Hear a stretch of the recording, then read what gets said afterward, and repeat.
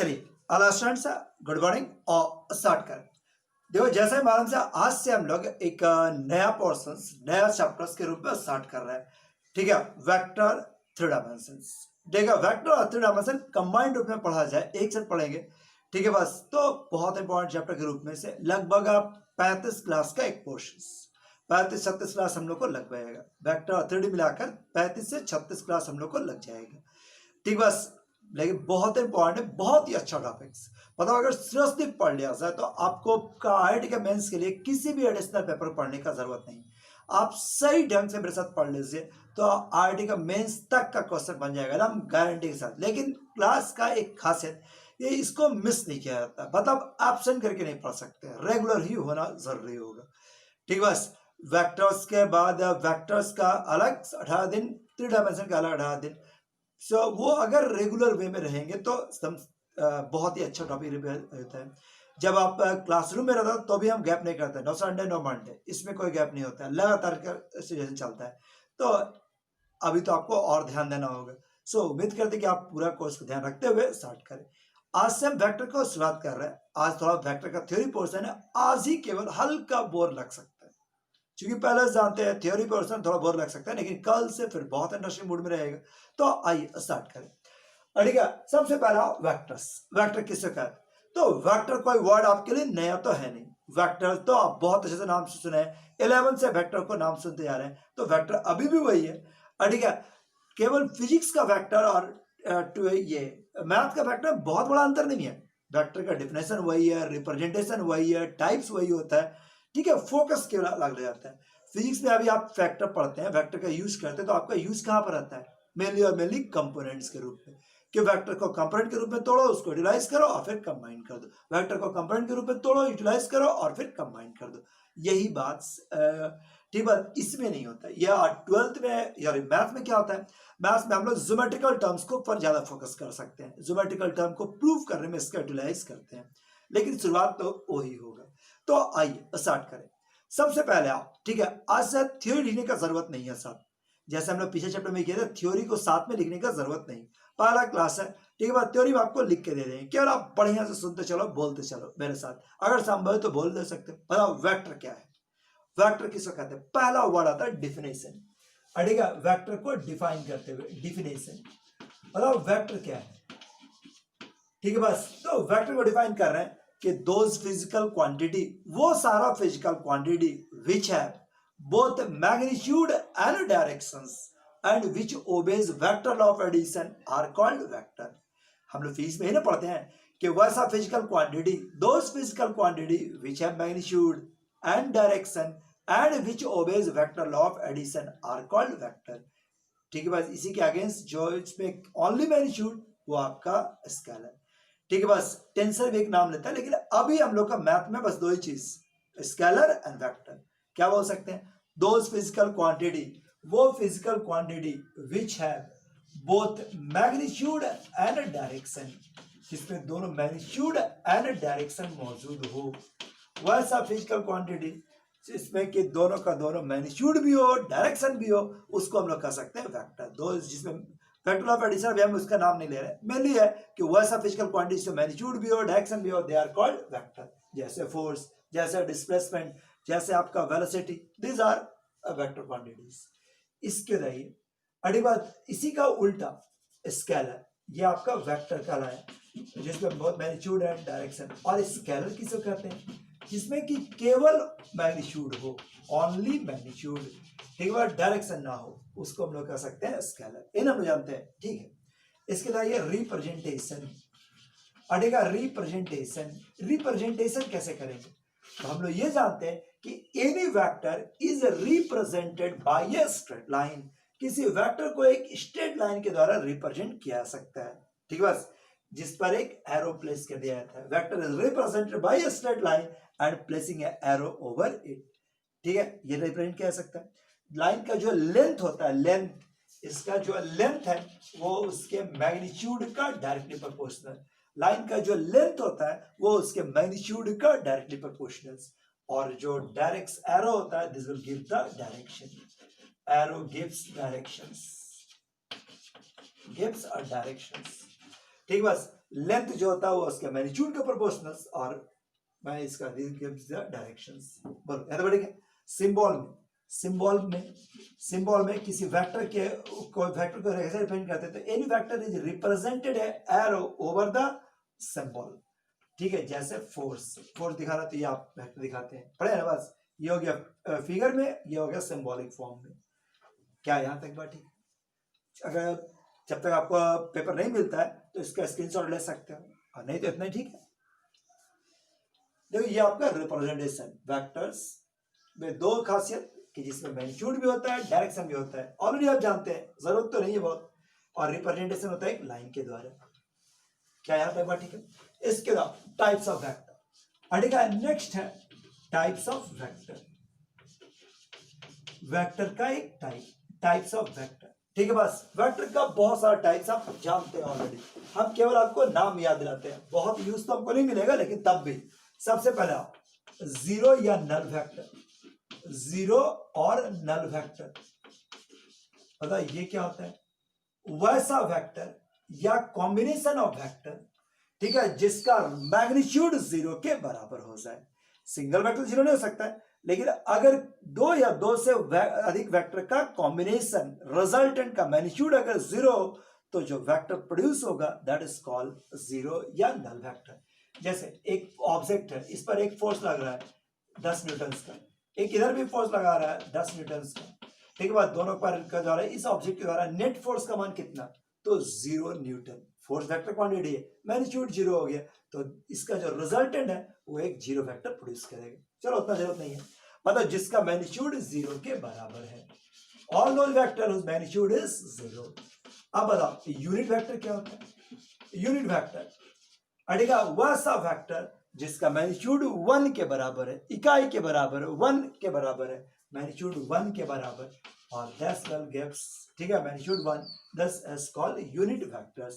All those physical quantity whose magnitude is equal to 1 are called unit vector. ये बहुत काम का है, ठीक। बस यूनिट वेक्टर निकालने का तरीका देखो, नोट करते हुए एकदम दिमाग में बैठा के रखना, ये बहुत ही काम का। Unit vector in the direction of vector A, in the direction of vector A, कोई वेक्टर दिया हुआ है A, ठीक। बस A की दिशा में अगर आपको यूनिट वेक्टर निकालना है, A का यूनिट वेक्टर, तो निकालने का तरीका क्या हो गया? तो vector divide by its magnitude, किसी भी वेक्टर को उसके मैग्नीट्यूड से डिवाइड कर दें तो this will give the unit vector. ध्यान रखना, कभी भी कोई क्वेश्चन में अगर आपको यूनिट वेक्टर निकालना है तो निकालने का तरीका क्या है? Vector divide by its magnitude. किसी वेक्टर की दिशा में यूनिट वेक्टर निकालना है तो vector divide by its magnitude. बहुत ही काम का, बहुत ही यूजफुल, ठीक है। बस इसके लिए सिंबल आप एक ऐप तो देख ही रहे हैं, ठीक है। इसके बताइए अगला टाइप्स है लाइक वेक्टर, अड़ेगा लाइक वेक्टर्स। बताओ लाइक वेक्टर्स क्या होगा? नाम से पढ़ने की कोशिश करो। लाइक वेक्टर्स, लाइक पर एक सवाल, वैसा वेक्टर जिसका डायरेक्शन सेम, ये देखो these are called like vectors. Magnitude same हो या डिफरेंट फर्क नहीं पड़ता, बस दिशा सेम होना चाहिए, वो लाइक वेक्टर। इसी का उल्टा अनलाइक वेक्टर। मतलब अनलाइक वेक्टर किसको कहेंगे? अनलाइक वेक्टर्स बस जिसका दिशा difference, this are called unlike vectors, ठीक है। लाइक हो गया, अनलाइक हो गया, फिर इक्वल वेक्टर, नाम से पढ़ने की कोशिश करो। इक्वल वैसा वेक्टर जिसका मैग्नीट्यूड भी सेम, डायरेक्शन भी सेम, मैग्नीट्यूड भी सेम, डायरेक्शन भी सेम, मतलब दोनों को दोनों बराबर हो, उसको कह सकते हैं इक्वल वेक्टर।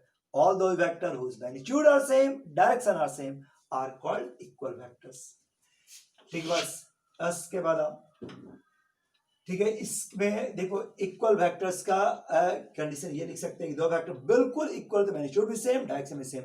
अगर वेक्टर आई जे के टर्म में इक्वेट है तो दो इक्वल वेक्टर के केस में हम लोग कोफिशिएंटों को आराम से इक्वेट कर सकते हैं, लेकिन क्या एवल इक्वल के केस में, ठीक बात नहीं समझा?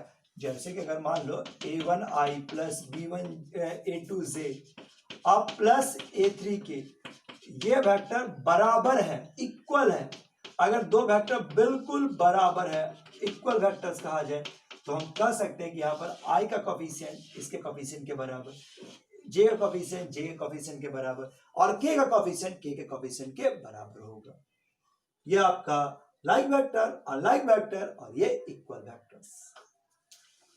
ठीक है, अब आइए नेक्स्ट। ठीक है, लाइक हो गया, लाइक हो गया, इक्वल हो गया। इसके बाद आता है अनइक्वल। अनइक्वल इसी का कर देना, मतलब मैग्नीट्यूड डायरेक्शन में एक भी अलग हो गया तो अनइक्वल। एक वेक्टर एक साथ टाइप का वेक्टर कहलाता है। फिर आइए निगेटिव वेक्टर्स। तो नाम से पढ़ने को कोशिश करो। वैसा वेक्टर जिसका मैग्नीट्यूड तो सेम लेकिन डायरेक्शन जस्ट अपोजिट। वैसा वेक्टर जिसका magnitude same, direction just opposite, 180 का एंगल बना रहा है, they are called negative vectors. They are called negative vectors. ठीक है, लाइक हो गया, लाइक हो गया और इस तरह का वेक्टर्स। फिर आइए ठीक है, कोलिनियर्स। नाम से पकड़ने की कोशिश करो, आगे आगे। ठीक है, इसके बाद तुम्हारे पास कोलिनियर वेक्टर्स। नाम से पकड़ो, कोलिनियर। Collinear vectors. अड़ेगा कोलिनियर वेक्टर्स क्या होगा? को मतलब एक ही, लीनियर मैंने लाइन, मतलब वैसा वेक्टर जो एक ही लाइन पे मौजूद होगा, they are called collinear vectors. ऐसे वेक्टर में शिफ्टिंग का गुण होता है, पैरेलल शिफ्ट कर सकते हैं। देखो ये जो वेक्टर्स है दे आर कॉल्ड कोलिनियर्स, लेकिन इस वेक्टर को भी कोलिनियर माना जाएगा। क्यों? क्योंकि इसको वेक्टर को पैरेलली शिफ्ट करके आप इस पर ला सकते हैं। These vectors they are also called collinear, मतलब parallel vector anti parallel vectors line the same line are called collinear. तो डिफरेंस ये लिख सकते हैं कि parallel vector and anti parallel vectors और also the vector line the same line are called ortho called collinear vectors. ठीक, बस next आओ कोप्लेनर। नाम से पढ़ने की कोशिश करो, कोप्लेनर। को मतलब एक ही, प्लेन मतलब सतह, एक ही सतह पर राइज करने वेक्टर को कोप्लेनर कहेंगे, या पैरेलल सतह पर भी। जैसे ये देखो, ये आपका वेक्टर्स में देख लीजिए। ठीक है, ये वेक्टर्स को गौर से देखो, ये सतह और ये पैरेलल सतह है, दीज आर, ये आपका कोप्लेनर। तो ये वेक्टर जो होगा आपस में कोप्लेनर, मतलब vector line the same plane और पैरेलल प्लेन। सेम प्लेन और parallel planes are called orthogonal coplanar vectors. ठीक बात, नाम समझ रहा है, कोप्लेनर्स, कोलिनियर्स, इस तरह का वर्ड। ठीक है, लाइक इक्वल्स पर कितना हो गया? 1 2 3 4 5 6 हो गए, 2 8 8 गो। ठीक है, इसके बाद आइए, ठीक है, नाम क्या नाम दिया हुआ है? को इनिशियल। को इनिशियल, बता नाम पकड़ में आएगा। को इनिशियल वेक्टर्स मतलब वैसा वेक्टर जिसका इनिशियल पॉइंट सेम, वैसा वेक्टर जिसका इनिशियल पॉइंट सेम। को मतलब एक ही, इनिशियल, वैसा वेक्टर जिसको को इनिशियल वेक्टर्स कहेंगे। वैसा वेक्टर जिसका इनिशियल पॉइंट सेम, उसको हम लोग कह सकते हैं coinitial vector. These are called coinitial vector. यही आपका कहलाता है को इनिशियल वेक्टर। भैया बस, फिर ऑर्थोगोनल। ऑर्थोगोनल तो क्या बोल सकते हैं? All those vectors which are perpendicular to each other. तो vectors perpendicular to each other और कॉल्ड ऑर्थोगोनल वेक्टर्स। ऐसे मैथ्स में आई जे के नहीं, हम I J K unit vector along X axis, Y axis, Z axis, उसी को short में orthogonal कहा जा सकता है। लेकिन रियल मीनिंग यही है, perpendicular vectors are called orthogonal vectors. ठीक है, they are called orthogonal vectors. ठीक है, इसके बाद आता है नेक्स्ट है अगला एक word, position vector. Position vector बहुत ही काम का वेक्टर। ठीक है, पोजीशन वेक्टर पर किसी पॉइंट का लोकेशन को दिखाना चाहते हैं तो दिखाने का तरीका क्या है? ठीक है, बस किसी पॉइंट को वेक्टर में दिखाने का तरीका क्या है कि उसको ओरिजिन से उस पॉइंट को जोड़ दो, तो जोड़ने से जो लाइन तैयार होता है उस लाइन को हम लोग कह सकते हैं पोजीशन वेक्टर। पर एक डिफरेंशिएशन क्या हो सकता है कि position vector of a point is equal to is the vector, ठीक है, is the vector which is form, कैसे फॉर्म है? By joining origin to the consider points. मानो ओरिजिन से कंसीडर पॉइंट को मिला दो, मिलाने से जो वेक्टर बनकर तैयार होता है that is called position vector of the points. That is called position vector of the points. ठीक, बस ये देखो, कोई पॉइंट से P, इसका हमको पोजीशन वेक्टर याद करना है, तो कैसे याद करेंगे? याद ना कैसे? तो ओरिजिन से इस पॉइंट को मिला दें, तो जो वेक्टर बनकर तैयार हुआ, कौन सा वेक्टर तैयार हुआ? OP। ये जो OP लाइन है this will give the position vector of the P। Position vector of P, position vector of P, P का पोजीशन वेक्टर क्या है, तो दिस इज ओपी, पी का पोजीशन वेक्टर क्या हो जाएगा, ओपी। अगर पोजीशन वेक्टर ऑफ क्यू का बात करते हैं, position vector of Q, Q का पोजीशन वेक्टर क्या हो जाएगा, तो किसी का पोजीशन वेक्टर निकालने तरीका ओ से उस पॉइंट को मिला दो, क्यू का बोले तो ओ क्यू, आर का बोले तो ओ आर। ठीक है, बात हमेशा ध्यान रखना कि ओ से स्टार्ट होता हुआ आर, ये वैल्यूज क्या हो गया, this is O R. So O P, O Q और O R, they are called position vector of the points. ठीक है, तो ये आपका टाइप और भी होता है, डिस्प्लेसमेंट वेक्टर है, सूडो वेक्टर है, ठीक है, इस तरह का बहुत सारा और वेक्टर होता है, लेकिन हम लोग को अभी मैथ्स में इतनी ही जरूरत है। ठीक, बस ये पोजीशन वेक्टर इस प्रकार का रिप्रेजेंटेशन। तो ये आपका टाइप्स ऑफ वेक्टर है। टाइप्स ऑफ वेक्टर में क्या पढ़ा है, नल या जीरो वेक्टर, यूनिट वेक्टर, ठीक है, like vector, unlike vector, negative vector, equal vector, orthogonal vector, coinitial, coplanar, ठीक, बस पोजीशन वेक्टर, इस तरह का वेक्टर्स का नाम पढ़े हम लोग। ठीक, बस नेक्स्ट आइए, अब आप 10th 11th में पढ़े हुए हैं, तब भी थोड़ा थोड़ा आपको भी याद दिलाते हैं। ठीक है, अगला है ट्रायंगल लॉ।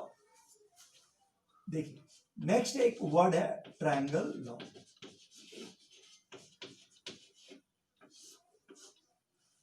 बताओ ट्रायंगल लॉ आप जानते हैं, ट्रायंगल लॉ इससे परिचित है कोई? ट्रायंगल लॉ तुम्हारे पास क्या है, ट्रायंगल लॉ एक मेथड है जिससे कि दो वेक्टर्स को कंबाइन के जोड़ा जाता है। और triangle law is the rule by which two vectors are added, दो वेक्टर को जोड़ना चाहते हैं ग्राफिकली। जैसे ये दो वेक्टर्स है, अगर हमको इसको जोड़ना है ए और बी, तो कैसे जोड़ेंगे, तो रूल क्या है कि सबसे पहले दोनों वेक्टर को पैरेलल शिफ्ट करो। बढ़िया समझना, दोनों वेक्टर को पैरेलल शिफ्ट करो। जैसे ये पहला वेक्टर यहीं पर कर सकते थे, लेकिन हम जानबूझ के साफ रखने के लिए यहां पर ला दिए। ये देखो ए, पैरेलल शिफ्ट करो, ठीक है, और उनको इस प्रकार से प्लेस करो कि पहले के हेड पर सेकंड का टेल आ जाए, पहले के हेड पर सेकंड का टेल आ जाए। ठीक है, पहले के हेड पर सेकंड का टेल आ जाए, पहले के हेड पर सेकंड का टेल आ जाए। नाउ फर्स्ट का टेल और सेकंड के हेड को मिलाने वाला जो लाइन तैयार होगा, दिस विल गिव्स देयर रिजल्टेंट्स, ये उनका रिजल्टेंट्स देगा। यही है ट्रायंगल लॉ। फिर से रिपीट कर दें, क्या है ट्रायंगल लॉ में कि अगर तुम्हारा वेक्टर को इस प्रकार से पैरेलल शिफ्ट किया जाए कि पहले वेक्टर के हेड पर सेकंड का टेल आ जाए, तो फर्स्ट का टेल और सेकंड के हेड को मिलाने वाला जो लाइन होगा, ध्यान देना, टेल टू हेड जाएगा, तो this will gives the resultant addition of this two vector. एक पैरोग्राम भी लॉ होता है, लेकिन उतना हमको जरूरत नहीं, हम ट्रायंगल लॉ पर ज्यादा यूज करते हैं, तो ये आपका ट्रायंगल लॉ। कोई दिक्कत? ठीक, बस ट्रायंगल लॉ आप कुछ इस प्रकार का यूज कर सकते हैं। ठीक है, ट्रायंगल लॉ यूज कर सकते। देखो ये तो हो गया फिजिक्स का ट्रायंगल लॉ, अब मैथ्स का ट्रायंगल लॉ में आइए। मेरे लिए ट्रायंगल लॉ कुछ इस प्रकार, जैसे अगर आपका देखो ये ना ट्रायंगल लॉ वेव देखें, तो तुम्हारे पास क्या हो गया, this is O A B, तो this is O B. A triangle law में था, हम इसको क्या लिख सकते हैं, ओ बी बराबर O A plus A B, O A plus A B. देखो फिजिक्स का ट्रायंगल लॉ यही है। अब हम मैथ्स का यूज करना चाहेंगे मैथ्स में, तो मेरे ट्रायंगल लॉ क्या होगा, सो देखो है वही, हम भी घुमा तो नहीं सकते, लेकिन हाँ ट्रायंगल लॉ मेरे लिए क्या है, ठीक है, कि जो कोई भी ट्रायंगल लो, जब भी आप कोई ट्रायंगल कंसीडर कीजिएगा, तो किसी एक साइड वेक्टर का वैल्यू आप कैसे निकालते हैं, उसके लिए प्रोसेस क्या है कि जो तीसरा पॉइंट रहेगा, तीसरा पॉइंट उसको जस्ट बीच में इंसर्ट, जस्ट बीच में इंसर्ट। ठीक है, जैसे ये देखो अब हम ध्यान से, बैठे बहुत यूजफुल, हम इसको जनरली यूज करते रहेंगे। This is A B C, कोई एक ट्रायंगल लॉ है, एरो किधर होगा बात का देखें, एरो शुरू में हम देखते भी नहीं है, एरो बहुत इंपॉर्टेंट है लेकिन शुरू में नहीं देखते। जैसे अगर हमको वेक्टर ए बी निकालना है, इस ट्रायंगल में हम ट्रायंगल लॉ यूज करना चाहते हैं, वेक्टर ए बी, तो बताओ तीसरा पॉइंट कौन छूटा, सी छूटा ना, सी, तीसरा पॉइंट कौन छूटा हुआ, सी, बस सी को बीच में इंसर्ट, सी को बीच में इंसर्ट, क्या इंसर्ट करेंगे, क्या लिखेंगे, thus A C plus C B, A C plus C B, that is the triangle law. पहले ट्रायंगल लॉ यही है, ए सी प्लस सी बी। ठीक बात, ए बी बराबर, ए बी को लिखना चाहते हैं तो हम क्या लिख सकते हैं, ए सी प्लस सी बी। मान लो हमको ए सी को लिखना है, ए सी को इसी फिगर में, एरो किधर हो बात का चीज है, एरो किसी दिशा में हो उससे कोई फर्क नहीं पड़ता मेरे नॉलेज का। हाँ बाद में हम वेक्टर को घुमाएंगे, लेकिन ट्रायंगल लॉ लिखने के समय में कोई इंपॉर्टेंस नहीं होता, ध्यान रखो कोई भी अंतर नहीं पड़ता, एरो आप किधर भी रहे आप शुरुआत में कोई कंफ्यूजन नहीं रखिएगा। ए सी बराबर क्या लिख सकते हैं, बीच में कौन पॉइंट छूटा, बी, तो बी को डालो, बी को इसमें इंसर्ट करो, क्या आ जाएगा, A B plus B C, A B plus B C, ये आपका ए सी, ठीक, बस ए सी बराबर A B plus B C. अब इसका वैल्यू बात करते हैं, अगर कोई ट्रायंगल है, मान लो फिगर नहीं भी दिख रहा है, L M N, in triangle L M N का बात करते हैं, एम एन बराबर क्या लिख सकते हैं, बता, एम एन बराबर क्या लिखिएगा, एम एन बराबर तीसरा पॉइंट कौन है, एल, क्या आप एल को इंसर्ट कर सकते हैं, बिल्कुल, this is M L plus L N, M L plus L N, ठीक है, मतलब स्टार्ट जहां एंड यहां पर किया वहीं से स्टार्ट कीजिएगा। An triangle P Q R, अगर कोई ट्रायंगल है, अगर हम आर क्यू बराबर लिखना चाहें तो क्या लिख सकते हैं, बताओ, आर क्यू बराबर, तो सीधा और क्लियर बात है, तीसरा पॉइंट कौन छूटा, पी, तो पी को बीच में डालो, पीच को बीच में डालो, क्या हो जाएगा, R P plus P Q. बस मेरे लिए ट्रायंगल लॉ यही है कि एक ट्रायंगल दिया हुआ है तो तीसरा पॉइंट को बीच में इंसर्ट कर देना, तो हम बढ़िया से इंसर्ट कर दो, यही हो गया ट्रायंगल लॉ। बताओ, in triangle P Q are आप ये यूज कर सकते हैं, हम इसका बहुत ज्यादा यूज करेंगे, बहुत ही यूजफुल रहेगा, सो ध्यान रखिएगा।